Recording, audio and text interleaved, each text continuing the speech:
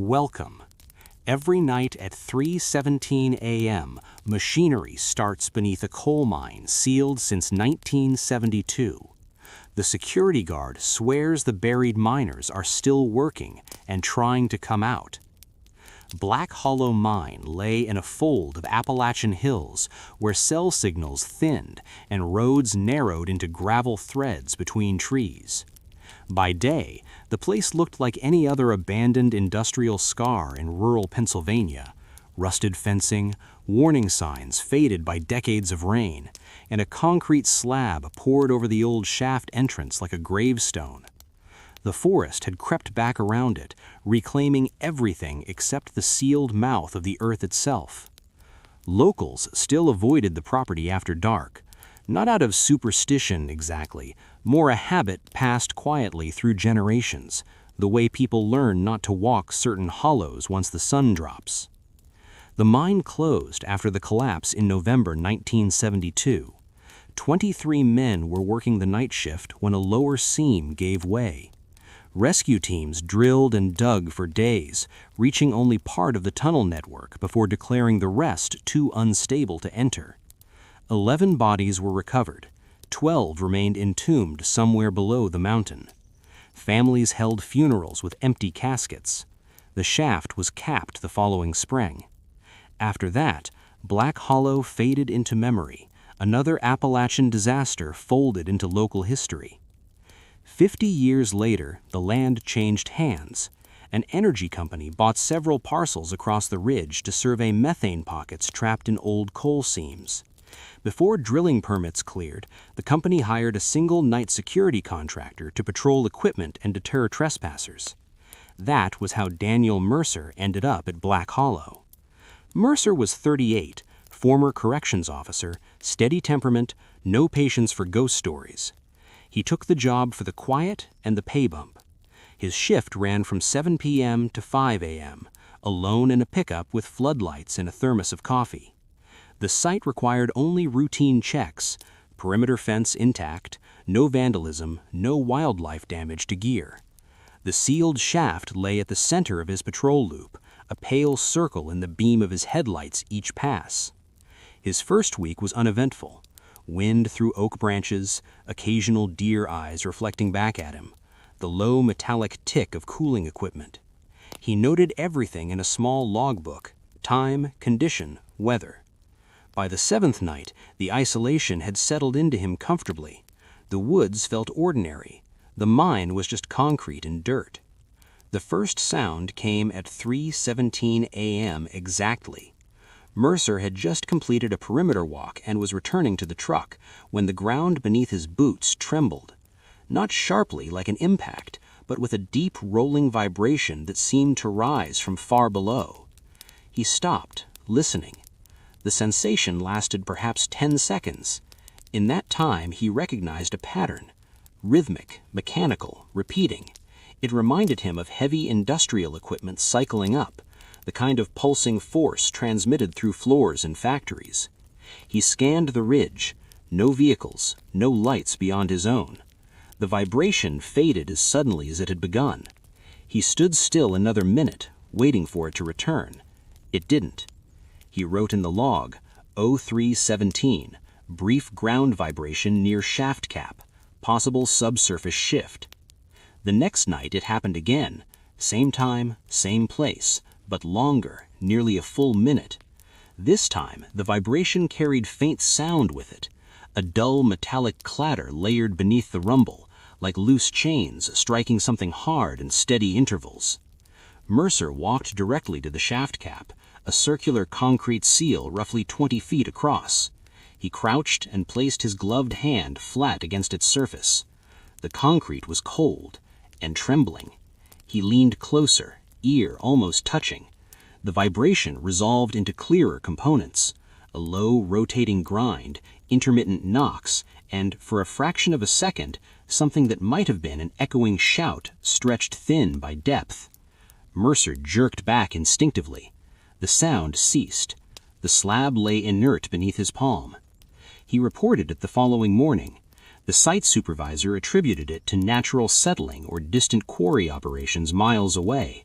Sound traveled strangely through rock, he said. Mercer accepted the explanation. It fit his world better than alternatives. But on the third night, a new element entered the pattern. At 3:17 a.m., the ground tremor began as before, then rose sharply in pitch. A siren wailed beneath the slab. Mercer froze. The sound was unmistakable, the oscillating alarm tone used in underground mines to signal collapse danger. He had heard recordings during safety training years earlier. This one came muffled through earth, distorted yet clear in intent, a warning call from below ground. It lasted perhaps 5 seconds before cutting off mid-note. Mercer stepped back from the slab, pulse hammering. No quarry noise sounded like that. No wildlife or settling stone produced mechanical sirens. He swept his flashlight beam across the slab. Dust coated the surface in a thin film accumulated over decades. Near the center, fresh powder had shifted, as if pushed outward by pressure from beneath. Fine grains traced hairline cracks along the concrete. He retreated to the truck and waited out the remainder of the shift with doors locked. When dawn came, he brought the supervisor to the shaft. By daylight, the slab appeared unchanged. Dust lay smooth, no cracks visible, no vibration detectable. The siren story drew a tight smile and a reminder about fatigue hallucinations during night work. Mercer began recording audio. He set his phone on the slab each night shortly before 3:17 and stepped back. For 3 nights, nothing captured. Then on the 4th, the pattern returned and the phone preserved it. Playback in the truck revealed layered sound beneath the static, deep mechanical rumble, intermittent metallic impacts, and the distant echo of movement, scraping, shifting, dragging. He listened repeatedly, isolating frequencies. Under everything lay another texture he had not noticed live, a low human murmur, continuous, overlapping, too faint to parse. He did not share that part with supervisors. After that, the disturbances grew gradually stronger. The vibrations spread wider, detectable several yards from the shaft. Pebbles on the ground rattled lightly. The metallic clanging resolved into sequences: 3 strikes, pause, 3 strikes, repeating like work rhythm. Once, Mercer distinctly heard what sounded like carts rolling on tracks, the hollow wheel-on-rail cadence echoing upward through layers of stone. The timing never changed, always 3:17. On the 12th night, he heard coughing. It came faint but unmistakable, multiple voices choking together, wet and labored, rising briefly above the machinery before sinking back into rumble. Mercer's scalp prickled. He found himself stepping closer to the slab against instinct. He knelt and pressed his ear flat to the cold concrete. The murmur was clearer now. Words formed, not distinct sentences, but repeated fragments carried upward by vibration. He strained to catch them. Breath brushed his ear from the slab's surface, impossibly cold. The phrase surfaced again and again beneath the mechanical pulse. Still here. Mercer recoiled violently, heart racing. The slab lay silent. Night insects droned. Trees shifted in wind. The world above ground remained ordinary. Only his breathing broke the stillness. He did not sleep that day. When his shift resumed, the site had changed. Survey crews had delivered drilling rigs to a clearing 50 yards downslope. Methane extraction would begin soon, tapping old seams thought long sealed. Mercer watched workers anchor equipment into soil that had not been disturbed in 50 years. The proximity to the buried tunnels unsettled him in a way he could not explain rationally. He considered requesting reassignment. Pride kept him in place. That night, the disturbance came early. At 1:42 a.m., the ground shivered underfoot. Mercer checked his watch twice, certain of error. The vibration intensified rapidly, spreading beyond the shaft circle into surrounding earth. The metallic strikes accelerated. Beneath them rose the siren, longer now, sustained, urgent. It wailed continuously, echoing through rock like an alarm trapped in a coffin. Mercer backed away from the slab. Dust trembled across its surface in visible ripples. A hairline fissure etched itself across the concrete, thin as pencil lead. From it seeped a thread of darker powder, coal dust forced upward by pressure. The siren cut off. The rumble persisted, and from the fissure came a sound he would later describe only once: many hands scraping stone from the inside. He ran to the truck and called the supervisor.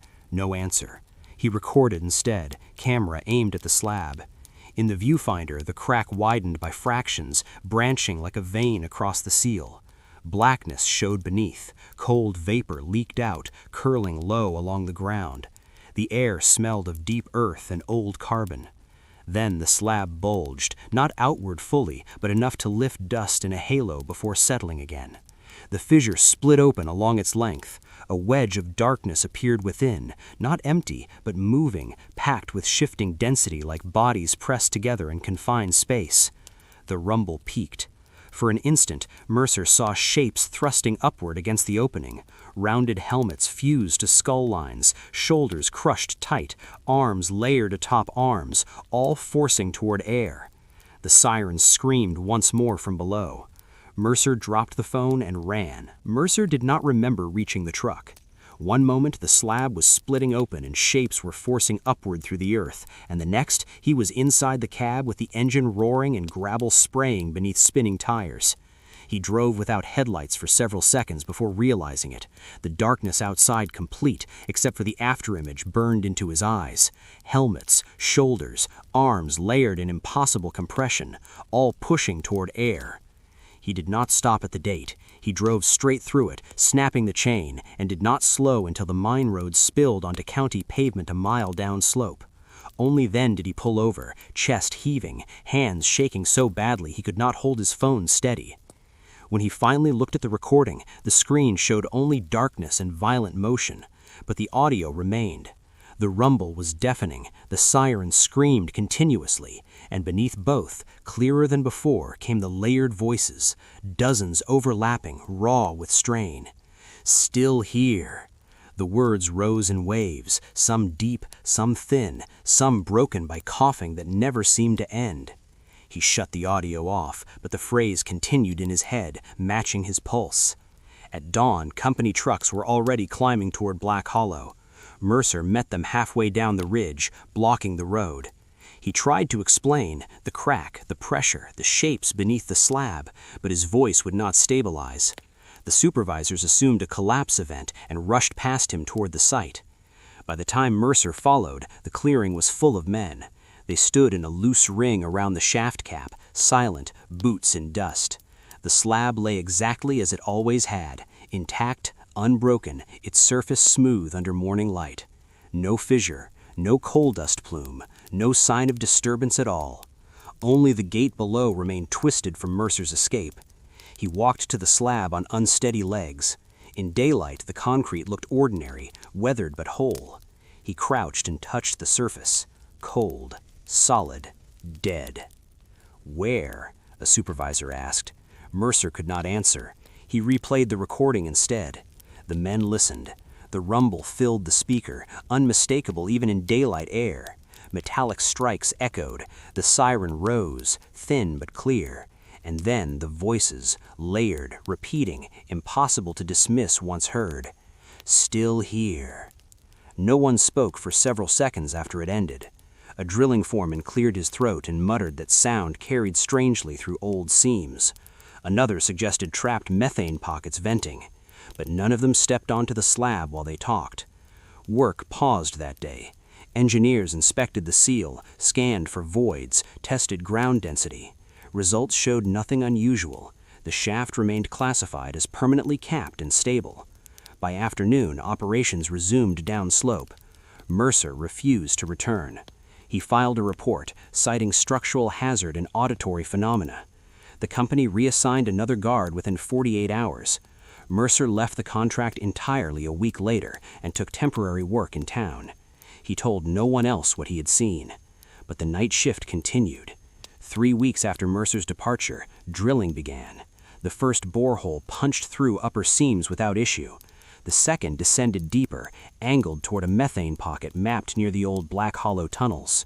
At 3:17 a.m. during the third night of drilling, the rig operator reported sudden vibration through the tower, mechanical interference inconsistent with surface conditions. Seconds later, the drill string jammed violently. Pressure surged up the borehole. Witnesses described a column of black dust erupting from the casing, like breath forced from lungs.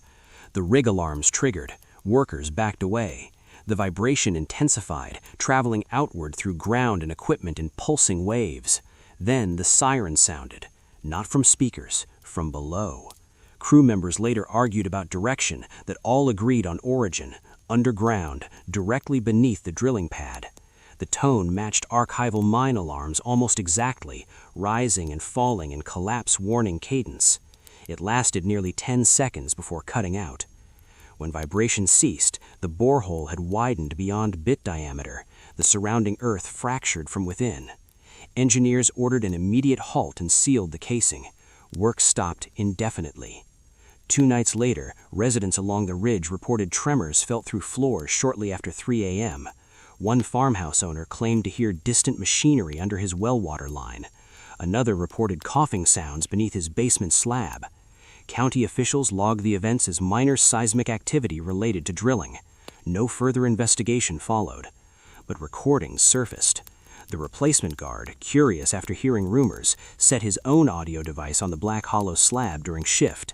At 3:17 a.m., it captured the now familiar pattern: rumble, metallic strikes, siren fragment. But something new had entered the soundscape, a scraping surge closer than before, as if the source had risen within the shaft itself. The voices were louder too. Still here. On the 4th recording night, the slab responded. The guard reported feeling heat through his boots. Not heat exactly, but pressure heat, like confined air forced upward. Dust quivered on the slab, fine cracks mapped across the concrete in branching lines. He retreated, recording from distance. The surface bulged slightly at center, lifting grit in a halo before settling again. At dawn, engineers again found the seal intact. The recordings spread quietly among crew phones. Work never resumed. By autumn, the company abandoned methane extraction on that parcel entirely. Equipment was removed, fencing repaired. Black Hollow Mine returned to isolation beneath forest canopy. Officially, the site remained stable, sealed, inert. Unofficially, no contractor accepted the night watch assignment thereafter. Mercer avoided the ridge for years, yet the memory did not fade. He heard the phrase in machinery noise, in subway brakes, in any distant industrial rhythm.